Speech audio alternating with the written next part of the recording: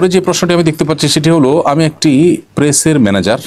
এখানে সিনেমার প্রচারের পোস্টার, হ্যান্ডবিল, ব্যানার, ফেস্টুন ইত্যাদি তৈরি করা হয়, এগুলো আমার হাত দ্বারাই হয়, এই কারণে এসব পাপ আমার আমলনামায় যুক্ত হবে কিনা? উত্তর হলো, যেহেতু আল্লাহ রাব্বুল আলামিন বলেছেন তাআওয়ানু আলাল বিররি ওয়াত তাকওয়া ওয়ালা তাআওয়ানু আলাল ইসমি ওয়াল উদওয়ান, তোমরা ভালো এবং তাকওয়ার কাজে একে অন্যের সহযোগী হও, আর পাপ এবং সীমালঙ্ঘনের কাজে একে অন্যের সহযোগী হইও না। তো এই জন্য একজন মুসলমান হিসাবে, একজন ইমানদারি হিসাবে আপনার উচিত হবে, কর্তব্য হবে এ ধরনের গুনাহের কাজের সহযোগিতায় অবতীর্ণ হওয়া থেকে বের হয়ে আসা, অর্থাৎ অন্য কোনো জব খুঁজে বের করা। যদি আপনার সেই জবে অন্যান্য পোস্টার, অন্যান্য হ্যান্ডবিল বা অন্যান্য